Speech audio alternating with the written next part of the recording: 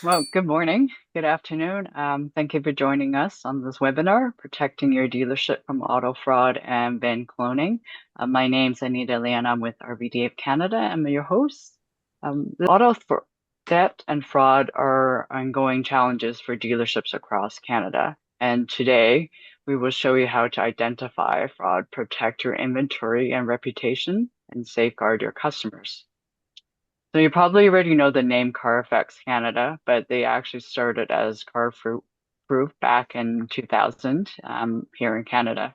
So they draw from billions of data records to provide the vehicle history reports and fraud detection tools trusted by dealerships, customers, and law enforcement across the country.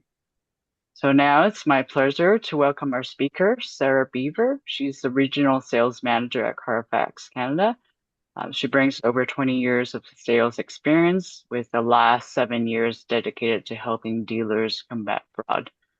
And Sarah works closely with Atlantic dealers to implement fraud prevention solutions that deliver real results. Sarah, over to you. Thank you so much, Anita. Good morning or afternoon, everyone, depending where you're at. As Anita mentioned, I'm Sarah Beaver, Regional Sales Manager at CARFAX Canada. It's great to be with you today to discuss a critical issue impacting our industry, auto theft and fraud. I'll say this is more than just a one-off occasional issue. It's a threat that affects all of us, from dealers and lenders to consumers and their insurers and law enforcement. So today I'll take you through the scope of the problem and some ways it manifests itself and the ways that we at CARFAX Canada are trying to help address the issue. So just a quick agenda. I'm going to review some of the stats on theft and fraud here in Canada, and then I'll go over what VIN cloning is and how it works. And then finally, I'll talk about our solutions here at CARFAX Canada that are helping dealerships and consumers with it, and how to protect yourself from becoming a victim. And then we'll leave some time for questions. So while the statistics and examples in this presentation focus on passenger vehicles, just due to the amount of industry data available, the information, we feel is important to share, since your RV customers drive passenger vehicles, so they own trucks and SUVs and cars that are used for towing or just used for daily transportation. And fraud impacting these vehicles directly affects, obviously, their RV lifestyle. You might also sell passenger vehicles as part of your business. And not to mention the fact that you're a consumer too, and as a passenger vehicle owner yourself, these are things that are important for you to know. So the fraud prevention strategies that we're going to cover apply across all vehicle types and customer relationships. So I'm going to start things off with a quick story. So earlier this summer, we had a customer that was planning on selling an SUV they bought back in 2015, just looking to upgrade the family vehicle. So we'll call our customer George. So George ordered a CARFAX Canada vehicle history report. So our history reports include everything from service records to accident history. And George was hoping to just build trust with his potential buyers and ultimately sell his vehicle faster. Unfortunately, when he received the report, it didn't have the information that he expected. So a few things. George lived in Quebec, yet the report showed that his vehicle was getting regularly serviced in Florida. George was not a snowbird. He had not even driven his vehicle outside of Quebec. On the report, the odometer readings from recent service records also didn't add up. It was a 10-year-old vehicle, and it showed it only had 24,000 kilometers. So that's very odd. There were multiple accidents and damage reported on the report on George's vehicle, despite him having a clean driving record.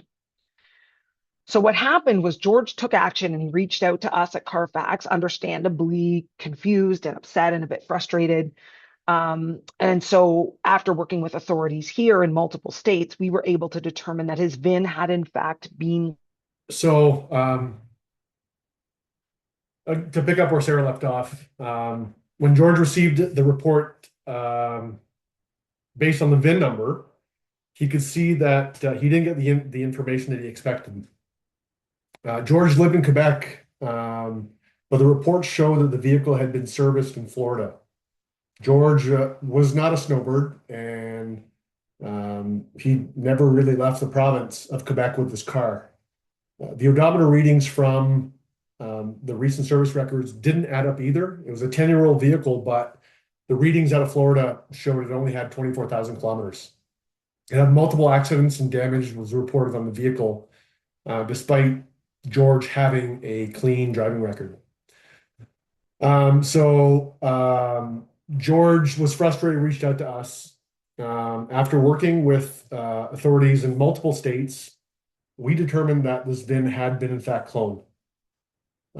This had been going on since 2016, not very long after George initially purchased the vehicle, without him having the idea that the VIN was being used to mask the identity of a stolen vehicle that was on the road in another country. What did it mean for George? He spent countless hours trying to right this wrong, connecting with government agencies and authorities in the US and Canada. The car was rendered unsellable until he could clear the different titles that were claimed with his VIN in the US. So whenever he ordered a report, it showed that it had double registration. What was supposed to be an exciting time for George looking for a new family vehicle turned into a nightmare that lasted approximately 3 months, and that's considered a quick resolution.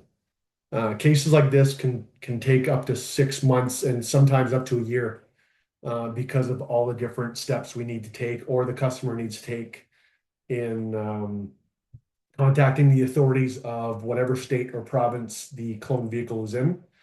And we can understand that, in a state like Florida, looking for one car can be difficult for authorities.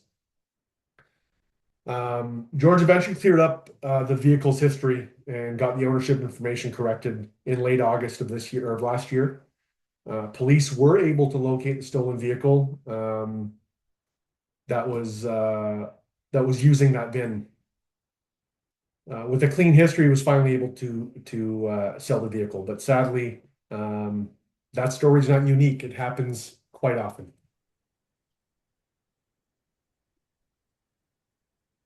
So everybody knows what the VIN number is. It's basically the fingerprint of a vehicle. It's a backbone of any vehicle's life in the industry. Unfortunately, criminals have found ways to exploit the system, causing substantial financial and reputational damage. So surprisingly, it's quite easy to do for them. One story that comes to mind that I was involved in personally was we got a call from a dealer in Quebec City. He had received a phone call from a consumer in Montreal who wanted to trade his 2018 Acura TL. And he ran the CARFAX report, and there was no data on it whatsoever, except for the first ever registration record in 2023, the month before he tried to make this phone call to trade. So we did a little bit of research on our end, and one of our staff members took the VIN and put it in the Acura Canada recall check. And Acura Canada returned the information that the VIN did not exist in their database. So we had the customer contact the authorities, and lo and behold, it was a vehicle that was stolen from Alberta, brought into Quebec, and they tried to sell it and add that vehicle to the road as a stolen vehicle. It all starts with vehicle theft and the need to dispose of the stolen goods. For example, in 2024, approximately 70,000 vehicles were reported stolen. This number does represent a decline from previous years. The auto theft actually peaked in 22 and 23, but it's still at a concerningly high rate. In fact, 1 in 5 Canadians were impacted either directly or indirectly by vehicle theft in the last 12 months. They had their own vehicle stolen or know somebody who has gone through the experience. And A stolen vehicle is only the beginning of the problem. Initially, stolen vehicles were often exported to conceal their illicit origins. So we've all seen the stories on the news of vehicles ending up in the Middle East or in Africa.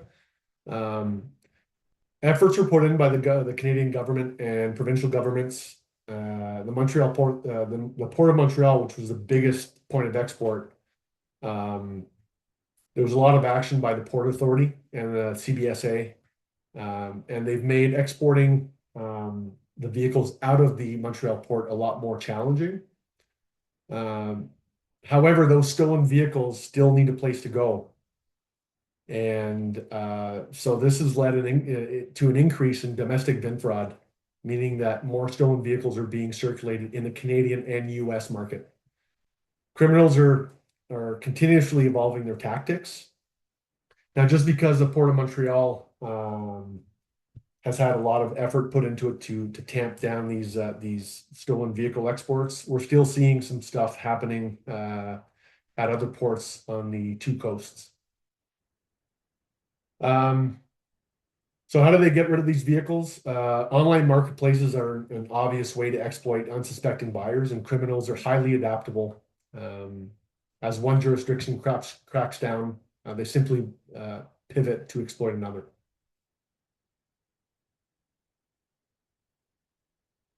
So finding new domestic markets is the easy part. Disguising the stolen vehicle is trickier.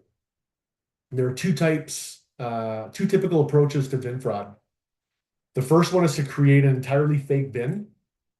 This method is a little less prevalent as it depends on being able to generate a legitimate VIN for a vehicle that was never produced. It is hard to do. The example of the Acura I gave you earlier, this was one of those cases where whichever decode system that we put the VIN in, it did decode as a 2018 Acura TL. So it does exist out there. So the approach there is just to make sure that the VIN on the VIN plate, the door, and the registration all match. The most prevalent approach these days is VIN cloning. The practice is fast and insidious, creating significant financial and reputational damage, and often going unnoticed for some time, as was the case in Georgia's story. According to our data, over 372,000 potentially cloned VINs exist in Canada, with 127,000 in Ontario alone. The ramifications of each cloned VIN are far-reaching, impacting everyone from the original vehicle owner to the lender, insurer, dealers, service shops, and obviously the unsuspecting buyer of that cloned vehicle. In fact, when you consider that a cloned VIN involves at least two vehicles, these numbers are understated.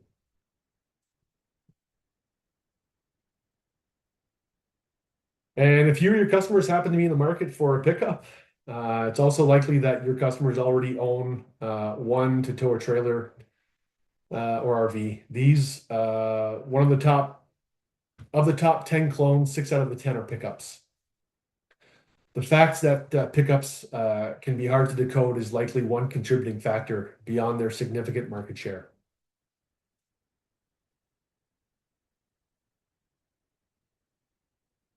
So how does cloning actually work?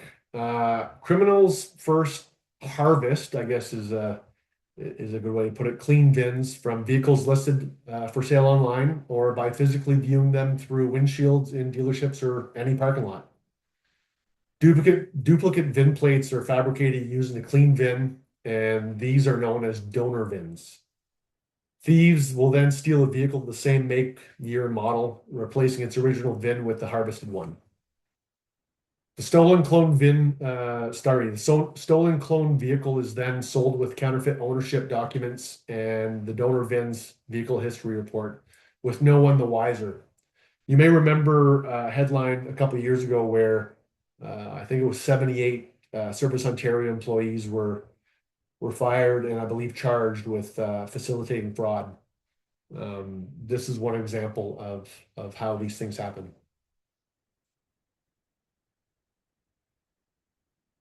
For us as industry stakeholders, the downstream impact of vehicle fraud is significant. There are many scenarios. For dealers, imagine a clean VIN is lifted from a brand new in-stock vehicle then applied to a stolen one. The stock vehicle gets retailed and begins its life as an unsuspecting VIN clone donor. At some point, it may be mistaken as a cloned vehicle, and the owner will have to prove otherwise. The result, depending on the amount of time elapsed, blowback on the dealer, including time and effort to resolve. Or worse still, a dealer takes on a stolen cloned vehicle in on trade. The dealer then retails the clone. If that cloned vehicle is discovered and seized, the result, again, blowback on the dealer, but now compensation for the buyer, reputational damage for having sold a stolen car, and loss of customer trust. For lenders, if the clone VIN is financed and then discovered, it will be seized without the car, the borrow defaults and the collateral is gone. Loan losses mount as a result.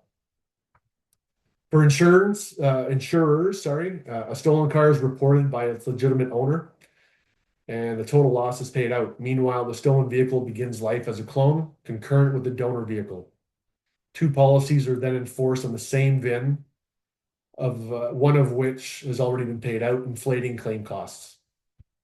Or the stolen cloned VIN is not sold, but reported stolen for the second time, resulting in a second total loss.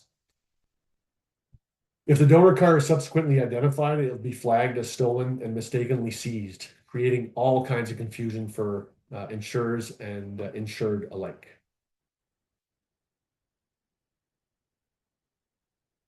The biggest impact of all is felt by the individuals who get innocently caught up in the fraud. Let's consider the other side of George's story. Imagine what happened to the person that unwittingly purchased a vehicle in Florida with George's VIN. They found a great deal on an online listing site. They insisted on a vehicle history report. The report looks fine. Of course it does, since the VIN from another vehicle altogether. And then they go ahead with the purchase. A few months later, the buyer is pulled over and the police inform them that this car is in fact stolen property with a clone VIN. And it's been spotted because of multiple current registrations in different jurisdictions. The unsuspecting buyer loses their means of transportation, their hard-earned money, and are likely still on the hook for an outstanding loan balance, and now may also face an investigation. If you were to become a victim of VIN fraud, this is what you could be facing. Authorities may confiscate your vehicle, ownership disputes and potential fraud allegations. You may face difficulties of obtaining or keeping insurance coverage, and insurers might refuse to cover repairs or theft. The vehicle's resale value may decrease, and selling it could be complicated, or you may be unable to sell it at all. There may be hidden damage or safety issues pertaining to the cloned car's real history. While the consequence of VIN fraud can be significant, most car owners don't really understand what VIN fraud is in the first place. We all know about auto theft. Maybe you've even experienced it firsthand, but at the very least, you can picture it. You've heard countless stories about it. You've seen it on the news, on TV, and in the movies. VIN fraud, much like identity theft, is this thing that can happen quietly without anybody noticing. And in the case of George, you're unlikely to have any idea it's happened to you until damage is done. We regularly survey car owners at CARFAX Canada, and once you explain VIN fraud and its consequence, the vast majority express high levels of concern, and that's no surprise with their cars likely being one of the most valuable assets they own.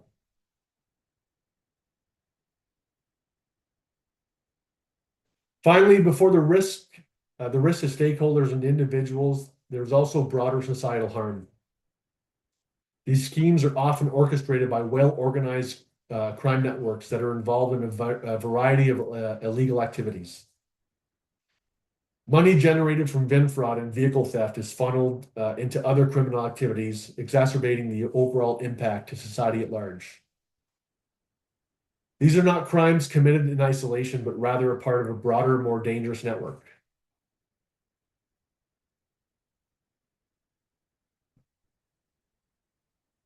Combating VIN fraud requires a united approach, and CARFAX Canada has collaborated at every level of police and government to comprehensively address the issue. These engagements have led to the development of new tools to help detect and prevent fraud in our industry. The fact is, the data gaps are exploited by criminals. The fewer the gaps, the better the prevention.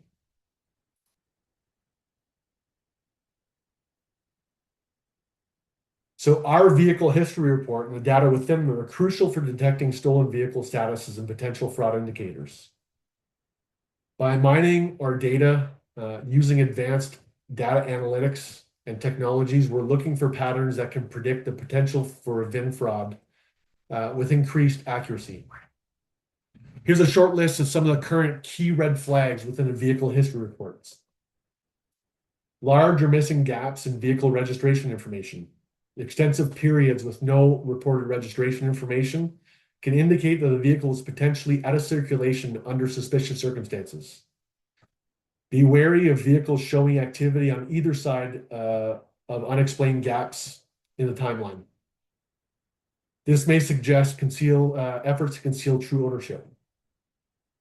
If you see missing or missing import or export records, vehicle crossing borders should have records from their registrar of imported vehicles or the CBSA. Missing or inconsistent import-export records signal potential tampering, which warrants further investigation. Frequent re-registrations across various provinces or countries, either concurrently or with a short period, can signify attempts to obscure the vehicle's authentic history. These unusual cross-country registration patterns should be scrutinized carefully. Implausible timing and/or locations of history events. Events that don't align logically can indicate fraud. For instance, maintenance or accident records occurring close together but in a distant location raise serious concerns. You see discrepancies such as changes in color, sudden changes in odometer readings without corresponding maintenance or usage history, or inconsistent maintenance records signals underlying issues. And then stolen status. That goes without saying. And we continue to add new data sources, and our models continue to learn as we test our logic against confirmed clones as a benchmark. So this list is dynamic.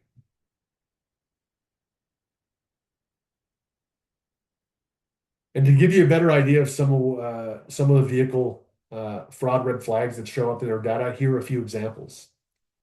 We can see here the concurrent registrations in Manitoba and Ontario. The vehicle being registered in Manitoba on May 26, 2023, registered in Ontario a couple weeks later, and then registered in Manitoba again a couple weeks after that. It just doesn't add up.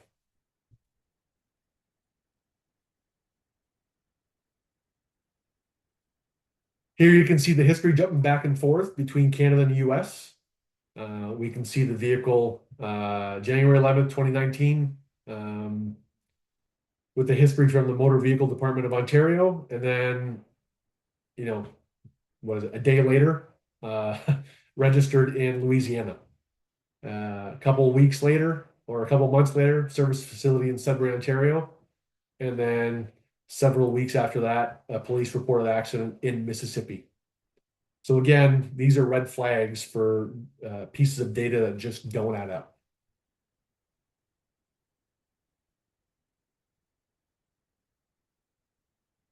Today, we offer several VIN fraud-related tools to consumers, dealers, lenders, insurers, and other industry partners. Our dealer solution consists of a VIN fraud alert when we see potential fraud on a VHR run by the dealership. This allows dealers to zero in on potential problems before it's too late. And for consumers, your customers, we've recently launched 2 new tools.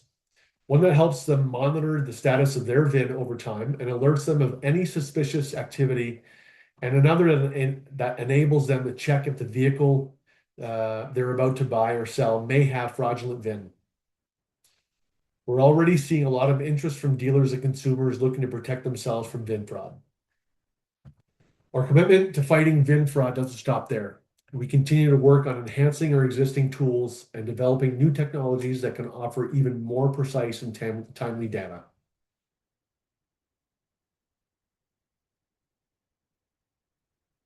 If you suspect potential fraud, the first thing you should do is check the history of the vehicle and look for any of the discrepancies I mentioned earlier.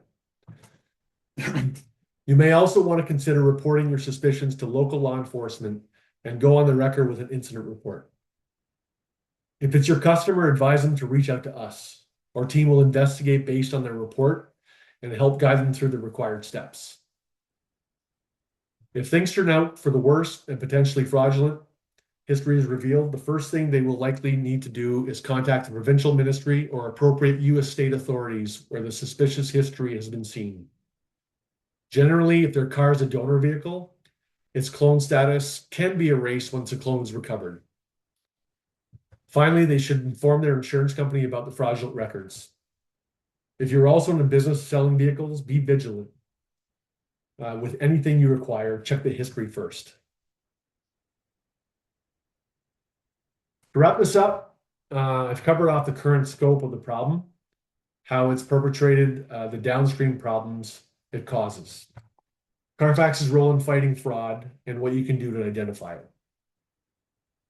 More than anything else, combating VIN fraud calls for widespread industry cooperation. By collaborating, we can stay ahead of the fraudsters and protect our industry and our communities. For 25 years, CARFAX Canada has been dedicated to preventing vehicle fraud and ensuring transparency in the used vehicle market.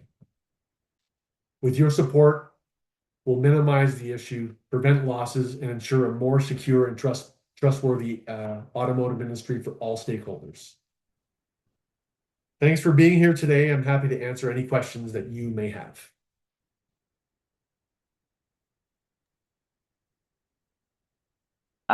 Wanted to ask if a consumer is unfortunately caught up in the situation, and how long does it record stay on their record with insurers, and because as you mentioned that it stays with them and then it would be difficult for them to obtain coverage. So is there a period of time where once they're clear that they're not um, responsible for any of the theft, what happens? Once the vehicle history report is cleared, and once all the authority is satisfied that the clone VIN has been apprehended and your customer has the correct VIN, then the records are cleared.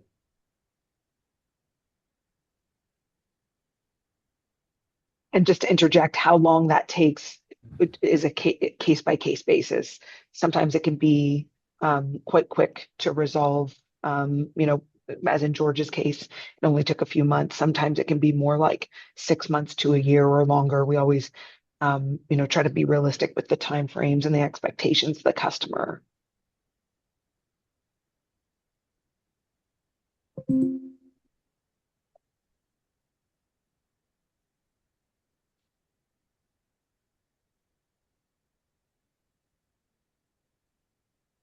Are there so to order these reports, are there different procedures coming from a business or coming from an individual?